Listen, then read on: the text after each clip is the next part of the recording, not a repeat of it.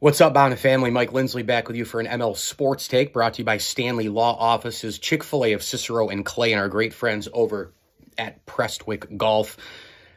This is, as they say, not what you want. I mean, on the big stage against Virginia Tech in an almost must-win game, padding the NCAA tournament resume, Kyle Lofton back, 5 seniors starting, in a place that has unbelievable alumni support like Charlotte.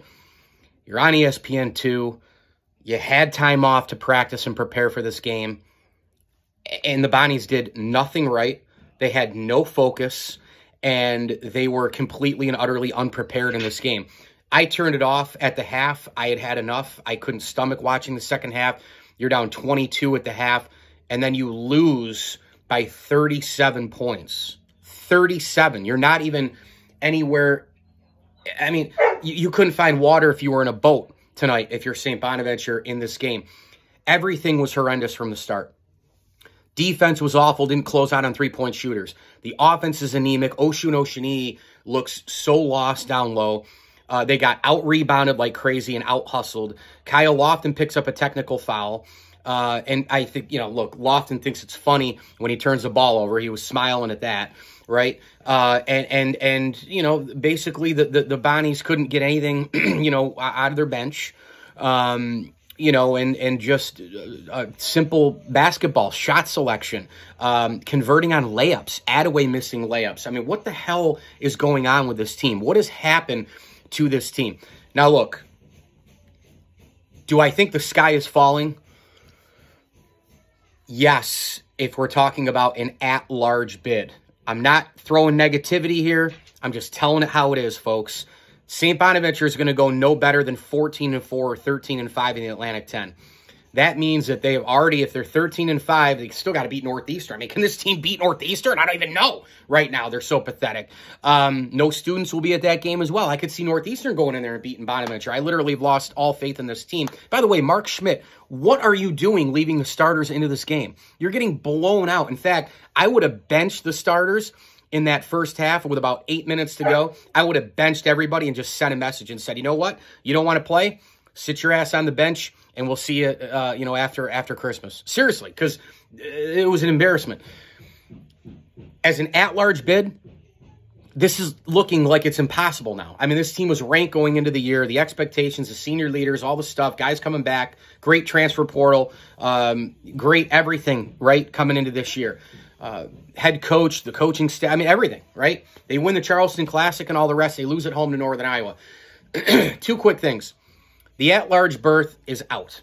It's just out now because St. Bonaventure, you can't, the committee's not going to look at a game like this. You lose by 37 and you lose at home to Northern Iowa. They're not going to be like, oh, that's okay because they beat, Dayton and Duquesne in the A-10. That's not what the tournament committee thinks.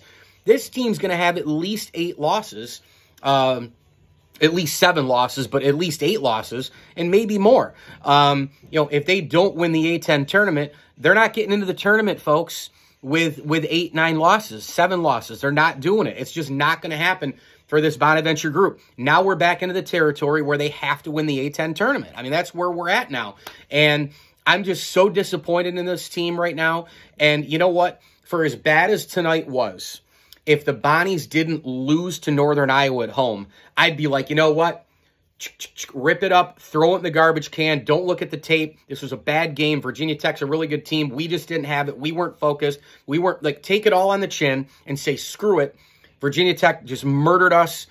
Let's regroup. We're still good with a 9-2 record. But they're 8-3 because they lost to Northern Iowa. The Bills losing to the Jaguars is the equivalent of the Bonnies losing to Northern Iowa. That loss could ultimately cost the Bonnies. They're out of conference slate now. I mean, the Charleston Classic's been erased. That's all there is to it. You lose by 37 to Virginia Tech, and you lose at home to Northern Iowa, the Charleston Classic has been completely erased. I know that there are a few people who are going to come at me on social media, Facebook, Twitter, Instagram, whatever, be like, oh, you're totally out of line. You don't love our school. You don't love our team. Nothing could be further from the truth. I live and breathe and sleep and eat this team and this college, this university.